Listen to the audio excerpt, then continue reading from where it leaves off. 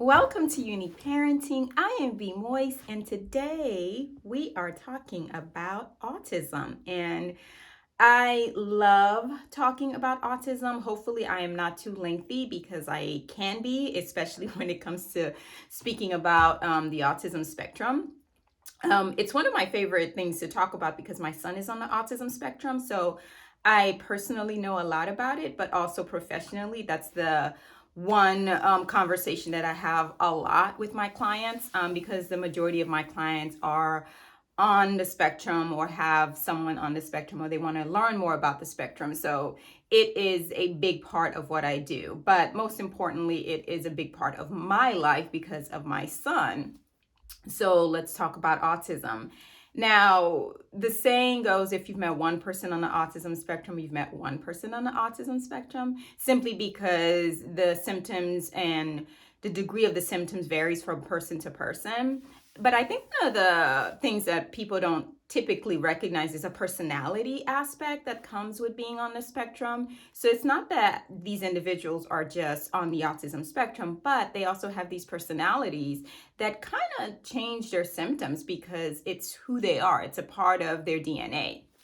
I know for my son, he is awesomely autistic. That is how I describe him. But he is an extremely observant child. Always have been since day one.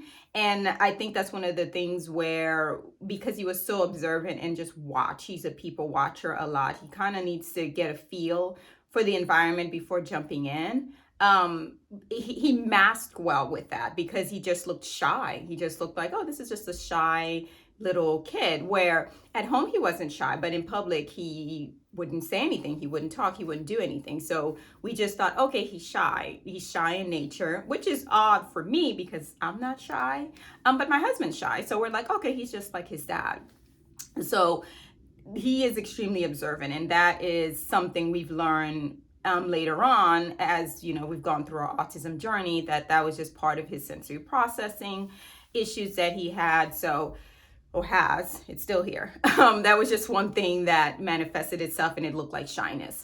But really, when it comes to autism, I like to say I see autistic individuals as people who decided to go down the buffet of issues where there's always a little bit of something, a little bit of sensory, a little bit of anxiety, some speech delay, communication disorders, whatever it may be, just a little bit of everything.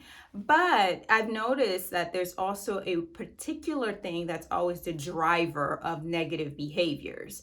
And if that driver is anxiety or the driver is sensory, that is the thing that is consistently presented, where people tend to have a hard time trying to manage or figure out, how do I help this individual? Because that driver, it's the thing that is manifesting all the time, and it makes it incredibly difficult for these individuals to have a very a happy life because they're constantly plagued with anxiety or sensory issues or speech delay or whatever it may be. So that is the thing that I've noticed with autism. Now, we know that most commonly boys are the ones that are more frequently diagnosed with being on the autism spectrum, but girls are on the spectrum as well. It just looks different.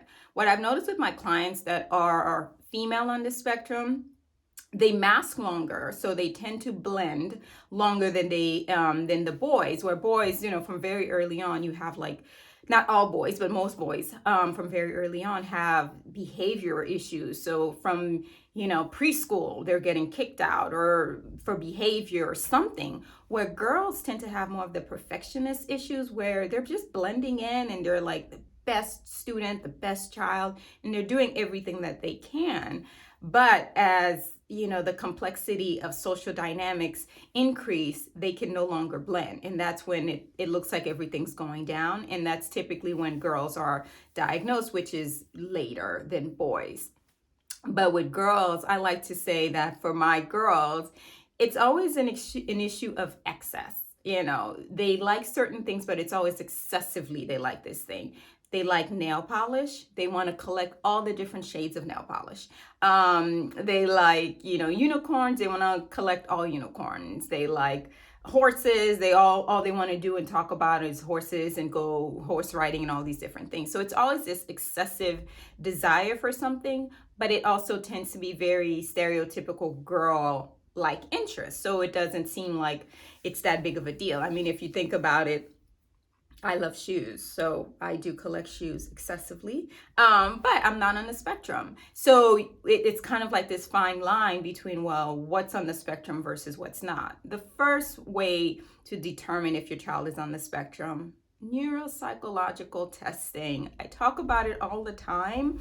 And the reason I talk about it is I love data and I love having a baseline to understand where are we coming from, what are we looking at, how do we manage these symptoms, what are the interventions, because honestly, without a neuropsych, you're not going to land necessarily in the directions with the people that you need to help you navigate this world, this difficult world that is the autism spectrum journey. So neuropsych testing will help you determine if your child is on the spectrum or not, and what are the other things that is affecting them while they're on the spectrum, while they have autism. So it's not just your child have autism, there's other things that comes with it.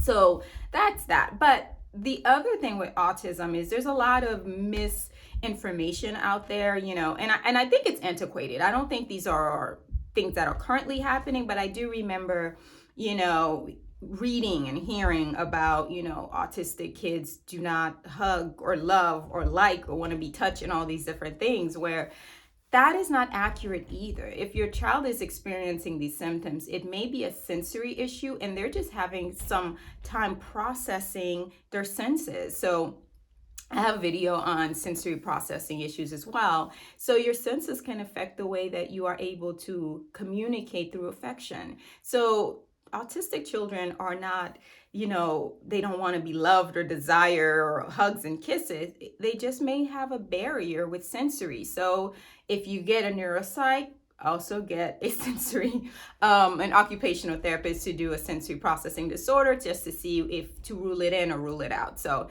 that's the other thing, again, with going down the buffet of issues. But love cuddles. Like my son loved to hug. I mean, he is just my cuddle bug. Like he's very affectionate, but he's also a seeker. So it kind of goes with his sensory issues.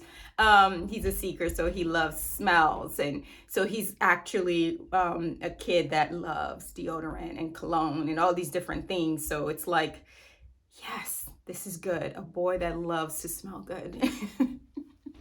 He smells delicious now, but I know it's coming. I know my days are numbered. So it's only a matter of time before we need deodorant. So I'm just loving the fact that he loves these things already.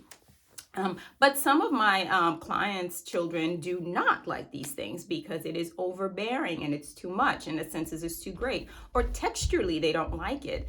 These are all things that if you know your child is on the autism spectrum, communicate with them about it, talk to them, find different approaches to how to help them navigate this world. Brushing teeth, brushing hair, combing hair, taking showers. All these things are, things that most people don't think about, but some individuals on the spectrum have a hard time navigating these daily tasks with hygiene. So, those are some things you can talk about. Now, again, I love talking about autism and I can go on and on and on about it, but I try to keep these videos very short. But most importantly with autism, acceptance. Whatever your child is presenting, however they present, just accept them for who they are and also accept them for where they are. Most autistic individuals are chronologically not their age. So if they're 10, they tend to behave more like 7 or 8 or sometimes even 9 or 8 or 5, whatever. They're never 10. So developmentally, they behave younger. So while their chronological age is this number, developmentally, they tend to act and behave a lot younger. Accept that. It's not forever. And certainly, it is just a moment in time, because in one moment, they can developmentally look like they're 9. And in another moment, if they're high verbal, they could look like they're 30. So just really accept them for where they are, who they are, and whatever they're exhibiting at that moment. Because with acceptance, you can change behavior. If a child it feels accepted by you in their community, they're more likely to respond more positively to discipline that you're putting in place because there's a connection there. If your child feel connected to you, they're more likely to respond to you in a way that is positive. And also that's positive for them because clearly you're just trying to have them create a better life in the future for whatever it is that they want to do. And you're not going to do that if you're not connecting with your child. And if you really want to connect with your child, you have to accept your child for who they are, where they are, how they are. So I think that's my biggest point with autism. There's a lot of information you could read about autism, but to me, the foundation and the starting point is acceptance. You start with acceptance and then you go from there. So, in the meantime, I want you all to enjoy your unique parenting journey with your unique child.